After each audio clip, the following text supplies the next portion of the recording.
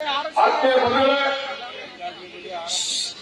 ನನ್ನ ಚುನಾವಣೆಯಲ್ಲಿ ತಾವೆಲ್ಲರೂ ಕೂಡ 5ನೇ ಬಾರಿ ಈ ಕ್ಷೇತ್ರದ ಕಾಂಗ್ರೆಸ್ ಶಾಸಕನಾಗಿ ನಿಮ್ಮೆಲ್ಲರ ಸೇವೆಯನ್ನು ಮಾಡಲಿಕ್ಕೆ ಆಯ್ಕೆ ಮಾಡಿದಂತ ತಮ್ಮೆಲ್ಲರೂ ಕೂಡ ಈ ಸಂದರ್ಭದಲ್ಲಿ ನಾನು ಕೃತಜ್ಞತೆಯನ್ನು ಸಲ್ಲಿಸಲಿಕ್ಕೆ ಇಚ್ಛೆ ಪಡ್ತೇನೆ.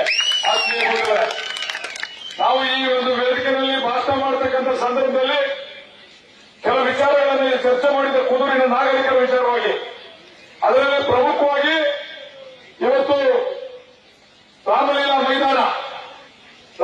ಮೈದಾನವನ್ನು ಕ್ರೀಡಾಂಗಣವನ್ನು ಅಭಿವೃದ್ಧಿ ಮಾಡ್ತೇವೆ, ನೀವು ನನಗೆ ಅಧಿಕಾರವನ್ನು ಕೊಟ್ಟರೆ ಕಾಂಗ್ರೆಸ್ ಪಕ್ಷಕ್ಕೆ ಮತವನ್ನು ಹಾಕಿದ್ರೆ ಅಂತೇಳಿ ಈಗಾಗಲೇ ಸುಮಾರು 6 ಕೋಟಿ ಹಣವನ್ನ ಸನ್ಮಾನ್ಯ ಡಿ.ಕೆ. ಸುರೇಶ್ ಅವರು ರಾಮಲೀಲಾ ಮೈದಾನ ಅಭಿವೃದ್ಧಿಗೆ ಬಿಡುಗಡೆ ಮಾಡಿದ್ದಾರೆ ಅಂತಕ್ಕಂಥದ್ದನ್ನ ಸನ್ಮಾನ್ಯ ಬಂಧುಗಳ ಇನ್ನು 2ನೇ ವಿಚಾರ ಏನು ಅಂತಂದ್ರೆ, ಈ ಪಟ್ಟಣದಲ್ಲಿರ್ತಕ್ಕಂಥ ಹಾಸ್ಪಿಟಲ್ ಅದನ್ನ ಅಭಿವೃದ್ಧಿಪಡಿಸಬೇಕು, ಮೇಲ್ದರ್ಜೆಗೇರಿಸಬೇಕು, ಹೆಚ್ಚಿನ ಡಾಕ್ಟರ್ಗಳನ್ನು ಹಾಕಿಸಬೇಕು ಅಂತಕ್ಕಂಥ ಮಾತನ್ನ ಏನು ವಾಗ್ದಾನವನ್ನು ಕೊಟ್ಟಿದ್ದೇವೆ. ಈ ಚುನಾವಣೆ ಕಳೆದ 6 ತಿಂಗಳಲ್ಲಿ ಈಗಾಗಲೇ ಸರ್ಕಾರದ ಕಾರ್ಯದರ್ಶಿಗಳ ಮನೆಯಿಂದ ಹೋಗಿದೆ. ಈ ಒಂದು ಚುನಾವಣೆ ಕಳೆದ 4 ರಿಂದ 6 ತಿಂಗಳಲ್ಲಿ ಇದನ್ನು ಹೆಚ್ಚುವರಿಯಾಗಿ ಅಭಿವೃದ್ಧಿಪಡಿಸಿ ಹಾಸ್ಪಿಟಲ್ಗಳನ್ನ ಪ್ರತಿನಿತ್ಯ 24 ಗಂಟೆ ಡಾಕ್ಟರ್ಗಳು ಎಲ್ಲರೂ ಕೂಡ ನಿರ್ವಹಣೆ ಮಾಡಲಿಕ್ಕೆ ತಯಾರಿದ್ದೇವೆ ಅಂತಕ್ಕಂಥ ಮಾತನ್ನು ಈಗ ಹೇಳಲಿಕ್ಕೆ ಇಚ್ಛೆಪಟ್ಟಿದೆ. ಅದಲ್ಲದೆ ಇವತ್ತು ಬಡ ವರ್ಗದ ಮಕ್ಕಳು, ಮಧ್ಯಮ ವರ್ಗದ ಮಕ್ಕಳು ವಿದ್ಯಾಭ್ಯಾಸಕ್ಕೆ ಕಾನ್ವೆಂಟ್ಗಳಿಗೆ ಹೋಗ್ತಾ ಇರತಕ್ಕಂಥ ಪರಿಸ್ಥಿತಿಯಲ್ಲಿ ಸನ್ಮಾನ್ಯ ಡಿ.ಕೆ. ಸುರೇಶ್ ಅವರು ಆಲೋಚನೆಯನ್ನು ಮಾಡಿ ನನ್ನ ಕ್ಷೇತ್ರದಲ್ಲಿ 5 ಕೆಪಿಎಸ್ ಶಾಲೆಗಳು ಅಂತ ಹೇಳಿದ್ರೆ ಎಲ್ಲ ಮಕ್ಕಳು ಕೂಡ ಬಡವರು ಇಂಗ್ಲಿಷ್ ಮೀಡಿಯಂ, ಕನ್ನಡ ಮೀಡಿಯಂನಲ್ಲಿ 1ನೇ ತರಗತಿಯಿಂದ 12ನೇ ತರಗತಿವರೆಗೆ ಎಲ್ಲ ಸೌಲಭ್ಯ ಇರತಕ್ಕಂಥ ಒಂದು ಶಾಲೆಯನ್ನ ಪ್ರಾರಂಭ ಮಾಡಬೇಕು ಅಂತ ಹೇಳಿ ಈಗಾಗಲೇ ನಾವು ಪೂಜೆಯನ್ನು ಕೂಡ ಮಾಡಿದ್ದೇವೆ. ಕೆಪಿಎಸ್ ಶಾಲೆಯನ್ನ ಕುದೂರಿನಲ್ಲಿ ಪ್ರಾರಂಭ ಮಾಡಲಿಕ್ಕೆ ಕಾರಣಕರ್ತರು ಯಾರು ಅಂತಂದ್ರೆ ಅದು ಡಿ.ಕೆ. ಸುರೇಶ್ ಅವರು ಅಂತಕ್ಕಂಥ ಪ್ರಾಮಾಣಿಕವಾಗಿ ಒಪ್ಪಿಕೊಂಡಿದ್ದಾರೆ.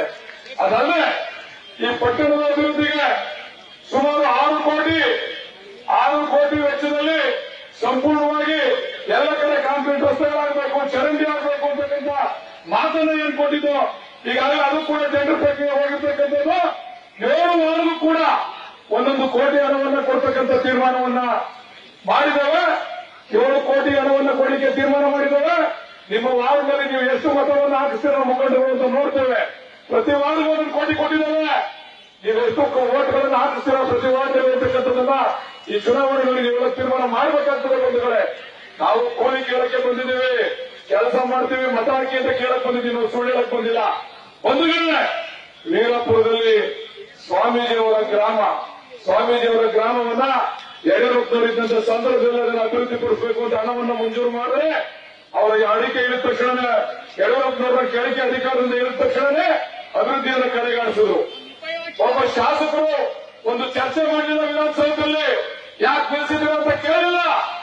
ಇಲ್ಲಿಂದ ಬಂದಂತ ಉಸ್ತುವಾರಿ ಸಚಿವರು ಅಲ್ಲಿ ಹೋಗಿ ಕನಿಷ್ಠ ಭೇಟಿ ಕೊಟ್ಟು ಏನ್ ನಡೀತಾ ಇದೆ ಪರಮ ಪೂಜ್ಯವರು ಸ್ವಾಮೀಜಿಯವರ ಕೆಲಸ ಅಂತೇಳಿ ನೋಡ್ಲಿಕ್ಕೆ ಹೋಗಿಲ್ಲ. ಅಶ್ವತ್ಥನಾರಾಯಣರು ಬರೀ ಬುಗಳೆ ಬರಲಿಕ್ಕೆ ಬಂದಿದ್ದಾರೆ. ನಮ್ಮ ಸರ್ಕಾರ ಬಂದ ತಕ್ಷಣ ಸನ್ಮಾನ್ಯ ಡಿ.ಕೆ. ಸುರೇಶ್ ಅವರು ನಮ್ಮನ್ನು ಕರ್ಕೊಂಡೋಗಿ ಇದನ್ನ ಈ 2 ವರ್ಷಗಳಲ್ಲಿ ಲೋಕಾರ್ಪಣೆಯನ್ನ ಮಾಡ್ತೇವೆ ಅಂತಕ್ಕಂಥ ಮಾತನ್ನು ನಾವು ಕೊಟ್ಟಿದ್ದೇವೆ. ನಾವೆಲ್ಲರೂ ಕೂಡ ಪರಮ ಪೂಜ್ಯ ಶಿವಕುಮಾರ ಸ್ವಾಮೀಜಿಯವರ ನಾವೆಲ್ಲ ಕೂಡ ಅಭಿಮಾನಿಗಳಿಗೆ ಸಂತೋಷದ ಸುದ್ದಿ ಅಂತಂದ್ರೆ ಭಾರತೀಯ ಜನತಾ ಪಕ್ಷದವರು ಮಾಡಲಿಕ್ಕೆ ಸಾಧ್ಯವಾಗಲಿಲ್ಲ. ಅದನ್ನು ನಾವು ಕಾಂಗ್ರೆಸ್ನವರು ಅದನ್ನು ಅಭಿವೃದ್ಧಿಪಡಿಸಿ ಇನ್ನು 2 ವರ್ಷಗಳಲ್ಲಿ ಲೋಕಾರ್ಪಣೆ ಮಾಡ್ತೇವೆ ಅಂತಕ್ಕಂಥ ಮಾತನ್ನು ಇಲ್ಲಿ ಹೇಳಲಿಕ್ಕೆ ಸನ್ಮಾನ್ಯ ಇಚ್ಛೆ ಪಡ್ತೇನೆ. ಅದಾದ್ರೆ HPDS ಸ್ಕೀಮ್ಸ್ ಹೋಗಿ ರೈತರಿಗೆ ಉಚಿತವಾಗಿ ಟ್ರಾನ್ಸ್ಫಾರ್ಮರ್ ಕೊಡ್ತಕ್ಕಂಥ ಕೆಲಸ ಯಾರಾದ್ರೂ ಮಾಡಿದ್ರ? ಯಾರಾದ್ರೂ ಕೇಳಿದ್ರ ರೈತರು? ಸನ್ಮಾನ್ಯ ಡಿ.ಕೆ. ಶಿವಕುಮಾರ್ ಅವರು ಇಂಧನ ಸಚಿವರಾದಂತಹ ಸಂದರ್ಭದಲ್ಲಿ ಪ್ರತಿ ರೈತರಿಗೆ ಉಚಿತವಾಗಿ ಟ್ರಾನ್ಸ್ಫಾರ್ಮರ್ ಕೊಡ್ತಕ್ಕಂಥ ಕೆಲಸವನ್ನು ಮಾಡಿದ್ರು. ಕಳೆದ ಬಿಜೆಪಿ ಸರ್ಕಾರದಲ್ಲಿ ದುಡ್ಡು ಕಟ್ಸ್ಕೊಂಡ್ರು, 30,000 25,000 ದುಡ್ಡು ಕಟ್ಸ್ಕೊಂಡ್ರು. ಅವ್ರ ಯೋಗ್ಯತೆಗೆ 1 ಟ್ರಾನ್ಸ್ಫಾರ್ಮರ್ ಹಾಕ್ಲಿಕ್ಕೆ ಆಗಲಿಲ್ಲ. ನಮ್ಮ ಸರ್ಕಾರ ಬಂದ ತಕ್ಷಣ ಡಿ.ಕೆ. ಸುರೇಶ್ ಅವರ ನೇತೃತ್ವದಲ್ಲಿ ಸನ್ಮಾನ್ಯ ಇಂಧನ ಸಚಿವರನ್ನ ಭೇಟಿ ಮಾಡಿ ಇವತ್ತು ಏನು ದುಡ್ಡು ಕಟ್ಟಿದಂತ ರೈತರಿಗೆ ಇವತ್ತು ಪ್ರತಿಯೊಬ್ಬರಿಗೂ ಕೂಡ ಟಿಸಿಯನ್ನ ಕೊಡ್ತಕ್ಕಂಥ ಕಾರ್ಯಕ್ರಮಕ್ಕೆ ನಾವು ಈಗಾಗಲೇ ಚಾಲನೆಯನ್ನ ಕೊಟ್ಟಿದ್ದೇವೆ. ಅದಲ್ಲದೆ ಇಲ್ಲಿ ಪ್ರಮುಖವಾಗಿ ಬದುಕು ಕಟ್ಕೊಂಡಿರ್ತಕ್ಕಂಥವರು ನೇಯ್ಗೆ ಸಮಾಜದವರು ಇವತ್ತೆಲ್ಲರೂ ಕೂಡ ಏನು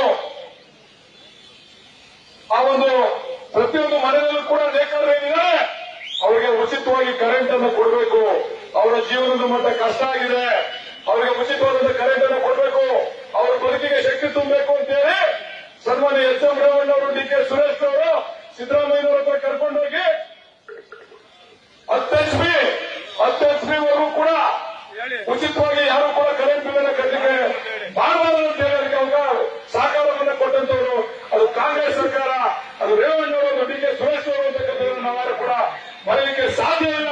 ನಾನು ನೇಕಾರರಿಗೆ ಮನವಿ ಮಾಡ್ತೇನೆ, ಯಾರು ನಿಮಗೆ ಸಹಕಾರವನ್ನು ಕೊಟ್ಟಿದ್ದಾರೆ ಅವರಿಗೆ ಆಶೀರ್ವಾದವನ್ನು ಮಾಡಬೇಕು ಅಂತೇಳಿ ನೇಕಾರರಿಗೆ ಮನವಿ ಮಾಡ್ತಾರೆ. ಇನ್ನೂ ಒಂದು ಹೆಜ್ಜೆ ಮುಂದೆ ಹೋಗ್ತೇವೆ. ಇವತ್ತು ಬಸ್ ಸ್ಟ್ಯಾಂಡ್ ಮಾಡ್ತೀವಿ ಅಂತ ಮಾತು ಕೊಟ್ಟಿದ್ದು, ಡಿಪೋ ಮಾಡ್ತೀವಿ. ನೀವು ಯಾರು ಕೂಡ ಮಾಗಡಿಗೆ ಫೋನ್ ಮಾಡಬೇಕು, ತುಮಕೂರಿಗೆ ಫೋನ್ ಮಾಡಬೇಕು, ಡಿಪೋಗೆ ನಮ್ಗೆ ಈ ಬಸ್ ಬೇಕು, ಅಲ್ಲಿ ಬಸ್ ಬಿಡಬೇಕು, ಇದನ್ನು ತಪ್ಪಿಸಬೇಕು ಅಂತೇಳಿ ಈಗಾಗಲೇ ನಮ್ಮ ನಾಯಕರಾದಂತಹ ರಾಮಲಿಂಗ ರೆಡ್ಡಿರವರು ಏನು ಕೆಎಸ್ಆರ್ಟಿಸಿ ಸಚಿವರು ಆದ್ಮೇಲೆ, ಸಾರಿಗೆ ಸಚಿವರು ಆದ್ಮೇಲೆ ಈಗಾಗಲೇ ಅದಕ್ಕೂ ಚಾಲನೆಯನ್ನು ಕೊಟ್ಟಿದ್ದೇವೆ. ಇನ್ನು 6 ತಿಂಗಳ ಉತ್ತಮವಾದಂತಹ ಒಂದು ಬಸ್ ಸ್ಟ್ಯಾಂಡ್, ಒಂದು ಡಿಪೋವನ್ನು ಕೂಡ ಪ್ರಾರಂಭ ಮಾಡ್ತೇವೆ ಕುಂದೂರಿನಲ್ಲಿ ಅಂತಕ್ಕಂಥ ಮಾತನ್ನು ಮಾಹಿತಿ ಇಷ್ಟಪಡ್ತೇವೆ. ಇದೆಲ್ಲಕ್ಕಿಂತ ಹೆಚ್ಚಿನದಾಗಿ ಇಲ್ಲಿರ್ತಕ್ಕಂಥ ಬಡವರ ಸಮಸ್ಯೆ ಸೈಟ್, ಹಿಂದೆ ರೇವಣ್ಣ ಅವರಿದ್ದಂತ ಕಾಲದಲ್ಲಿ ಒಂದು ಲೇಔಟ್ ಅನ್ನು ಮಾಡಿ ಬಡವರಿಗೆ ಸೈಟ್ ಅನ್ನು ಕೊಟ್ಟಿದ್ದಾರೆ.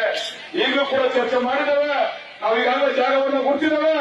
ಡಿ ಕೆ ಸುರೇಶ್ ಅವರ ನೇತೃತ್ವದಲ್ಲಿ, ರೇವಣ್ಣ ಅವರ ನೇತೃತ್ವದಲ್ಲಿ ನಾವು ಯಾರು ಬಡವರಿದ್ದಾರೆ ಅವರಿಗೆ ಸೈಟ್ ಕೊಡ್ತಕ್ಕಂಥ ಕಾರ್ಯಕ್ರಮವನ್ನು ಕೂಡ ಇನ್ನೊಂದು ಮಾಡಿ ತೋರಿಸ್ತೇವೆ ಅಂತಕ್ಕಂಥ ಮಾತನ್ನ ಈ ಸಂದರ್ಭದಲ್ಲಿ ಹೇಳಲಿಕ್ಕೆ ಇಚ್ಛೆ ಪಡ್ತಾನೆ. ಸನ್ಮಾನ್ಯ ಬಂಧುಗಳೇ, ದಯಮಾಡಿ 10 ವರ್ಷ ಆಯ್ತು, ಯಾರು ಗೆದ್ದಿ? ಕೇಂದ್ರದಲ್ಲಿ ಬಿಜೆಪಿ ಗೆದ್ದಿ. 10 ವರ್ಷ ಆಯ್ತು, ಯಾರು ಗೆದ್ದಿ? ಮಾಗಡಿನಲ್ಲಿ ಡಿ ಕೆ ಸುರೇಶ್ ಗೆದ್ದಿ. ಏನ್ ಕೊಟ್ರು ಕೇಂದ್ರದವರು? ಏನ್ ಕೊಟ್ರು? ಏನು ಒಂದು ತಾಯಿ ಎಲ್ಲ ನಿಂತಿಲ್ಲ. ಕೇಂದ್ರ ಸರ್ಕಾರದಿಂದ ₹1 ಬಂತ ನಿಮಗೆ? ಅದೇ ಎಷ್ಟು ಬಂತ? 10 ವರ್ಷ ಆಯ್ತಲ್ಲ ಮೋದಿಯನ್ನ 10 ವರ್ಷ ಆಯ್ತಲ್ಲ. ಈಗ ಹೇಳ್ಕೊಟ್ಬಿಟ್ಟವ್ರೆ ಹಿಂಗಂದ್ರೆ ಎಲ್ಲ ಅಷ್ಟು ಕೊಟ್ಟಾಕ್ಬಿಡ್ತಾರೆ, ನಾವು ಹೂವ ಇಟ್ಕೊಂಡು ಹಿಂಗಂದು ಅಂತ. ಅದಕ್ಕೆ ಮೋದಿಯನ್ನ ಹೂವ ಇಟ್ಕೊಂಡು ಹಿಂಗಂತಾರೆ. ಈಗ ಇದು ಬಿಟ್ಬಿಟ್ರು, ಈಗ ಹೂವ ಇಟ್ಕೊಂಡು ಅಂತಾರೆ ಮೋದಿಯನ್ನ. ಏನ್ ಕೊಟ್ಟರು ಮೋದಿಯವರು? ಬಿಜೆಪಿ ಏನ್ ಕೊಟ್ಟರು? 10 ವರ್ಷದಲ್ಲಿ ಏನ್ ಕೊಟ್ಟರು ಅಂತಂದ್ರೆ ಇವತ್ತು ಪೇಪರ್ ಬರೋದ್ರೆ ಸೋಂಪು ಕೊಟ್ಟವರು ನಮಗೆಲ್ಲ. ಕರ್ನಾಟಕ ಜನತೆಗೆ ಏನ್ ಕೊಟ್ಟರು? ಯಾವ್ದು ಸೋಂಪು ಕೊಟ್ಟರು? ಎಲ್ರಿಗೂ 15 ಲಕ್ಷ ಕೊಡ್ತೀವಿ ಅಂದ್ರೆ ಕೊಟ್ರ? ಕೊಟ್ಟರು ಸೋಂಪು. ತೆರಿಗೆ ಹಂಚಿಕೆ ನಮ್ ದುಡ್ಡು ತಗೊಂಡೋಗಿ ಬೇರೆಯವರು ಕೊಟ್ಟರು, ನಮಗ್ ದುಡ್ಡು ಕೊಡಿ ಅಂತ ಏನ್ ಕೊಟ್ರು? ಬಿಜೆಪಿ ಕೊಟ್ಟಿದ್ದಾರೆ. ರೈತರು ಡಬಲ್ ಮಾಡ್ತೀವಿ ಅಂದ್ರು, ಮಾಡಿದ್ರ? ಏನ್ ಕೊಟ್ರು? ಬಿಜೆಪಿ ಏನ್ ಕೊಟ್ರು? ಪರ ಬಂತಲ್ಲಪ್ಪ, ನಮ್ ದುಡ್ಡು ಕೊಡಿ ಅಂತ ನಾವು ಕೊಡ್ಬೇಕಂತ ಪರಿಸ್ಥಿತಿ ಬಂದ್ಬಿಟ್ವಲ್ಲಪ್ಪ. ಕಡೆ ಏನ್ ಕೊಡ್ರು ನಮ್ಗೆ? ಬಿಜೆಪಿ ಕೂಡ ಏನ್ ಕೊಡ್ತಾರೆ? ಕಾಂಗ್ರೆಸ್ ಓಟ್ ಹಾಕಿ ಅಭಿವೃದ್ಧಿಗೋಸ್ಕರ ಡಿ ಕೆ ಸುರೇಶ್ ಅವರನ್ನ ಬೆಂಬಲಿಸಿ ನಾವೇನೀಗ ಮಾತಾಡಿದ್ದೀವಲ್ಲ, ಈ ಕೆಲಸ ಇನ್ನು 4 ವರ್ಷ ನಮ್ಮ ಅಧಿಕಾರ ಇರ್ತದೆ, 4 ವರ್ಷ ಕಾಂಗ್ರೆಸ್ ಸರ್ಕಾರ ಅಧಿಕಾರದಲ್ಲಿ ಇರ್ತದೆ. ನಾವೇನು ಮಾತಾಡಿದ್ದೀವಲ್ಲ, ಈ ಕೆಲಸ ಮಾಡದೆ ಹೋದ್ರೆ MLA ಚುನಾವಣೆಯಲ್ಲಿ ಮುಂದೆ ನಿಂತ್ಕೊಂಡು ಓಟ್ ಕೇಳಲಿಕ್ಕೆ ನಾವು ಬಾರಿಲ್ಲ. ಇದನ್ನು ಮಾಡಬೇಕು. ನಮ್ಮ ಸಿದ್ಧಾಂತ, ನಮ್ಮ ತತ್ವ. ನಾವು ಕೆಲಸ ಮಾಡಿ ಓಟ್ ಕೇಳ್ತಕ್ಕಂಥವ್ರು, ನಾವ್ಯಾರು ಡೌ ಮಾಡಿ ಓಟ್ ಕೇಳ್ತಕ್ಕಂಥವ್ರಲ್ಲ, ಇಲ್ಲಿ ಬಂದು ಕಥೆ ಹೇಳ್ಬಿಟ್ಟು ಓಟ್ ಕೇಳ್ತಕ್ಕಂಥವ್ರಲ್ಲ. ಅಶ್ವತ್ಥನಾರಾಯಣರವರು ನಿಮ್ ಕೊಡುಗೆ ಏನ್ ಕೊಟ್ಟಿದ್ದೀವಿ ಕುದುರೆಗೆ ಅಂತ ಹೇಳಿ ಗ್ರಾಮೀಣ ಮಹಿಳಾ ಕೊಟ್ರ, ನೀವು ಕೆಪಿ ಶಾಲೆ ಕೊಟ್ರ, ಹಾಸ್ಪಿಟಲ್ ಕೊಟ್ರ, ರಸ್ತೆ ಅವರಿಗೆ ದುಡ್ಡು ಕೊಟ್ರ, ಏನ್ ಕೊಟ್ರಿ? ನೀವು ಕೊಟ್ಟಿರ್ತಕ್ಕಂಥದ್ದೇನು? ಗೊತ್ತಾಗ್ತೀರ? ಏನಾಗುತ್ತೆ ನೀರು? ಬರ್ಬೇಕಲ್ವಾ? ನಮ್ ಬದುಕಲ್ವಾ? ನಮ್ ಬದುಕಲ್ವಾ? ಏನಾಗುತ್ತೆ ನೀರು? ಅದೇ ನಮ್ ಜನರೇಟರ್ ಕೊಟ್ಟರೆ ಬರ್ಬಿಡ್ತದೆ. ನಮ್ಮ ಮಾಜಿ ಶಾಸಕ ಹೇಳಿದ್ರು ಜನರೇಟರ್ ಕೊಟ್ಟರೆ ಬರ್ಬಿಡ್ತದೆ ಅಂತ ಹೇಳಿ. ಅವ್ರೇನ್ ಕೊಟ್ರು? ದಯಮಾಡಿ ಹೇಮಾವತಿ ನೀರು ಬರಬೇಕು, ನಮ್ಮ ಬದುಕು ಹಸನ ಆಗ್ಬೇಕು, ಈ ಅಭಿವೃದ್ಧಿ ಆಗಬೇಕು. ಪ್ರತಿನಿತ್ಯ ಒಬ್ಬ ಸಾಮಾನ್ಯ ಕಾರ್ಯಕರ್ತರ ಜೊತೆ ಒಡನಾಟವನ್ನು ಇಟ್ಕೊಂಡು ಕ್ಷೇತ್ರದ ಅಭಿವೃದ್ಧಿಗೆ ದುಡಿತಾ ಇರತಕ್ಕಂಥ ಡಿ ಕೆ ಸುರೇಶ್ ಅವರನ್ನ ತಾವೆಲ್ಲ ಬೆಂಬಲಿಸಿ ಅಂತ ಕೇಳಿ ದಯಮಾಡಿ ಜೋರ ತಾವೇ ಗೃಹಲಕ್ಷ್ಮಿ ತಾಯಿ ಒಂದ್ಸರಿ ಜೋರಾಗಿ ಯಾರಿಗೆ ನಿಮ್ಮ ಮತ? ಯಾರಿಗೆ ನಿಮ್ಮ ಮತ? ಡಿ ಕೆ ಸುರೇಶ್ ಅವರಿಗೆ. ನ್ಯೂಸ್ ಫಸ್ಟ್ ನಿರ್ಭೀತಿಯಿಂದ ನಿಮ್ಮ ಪರವಾಗಿ.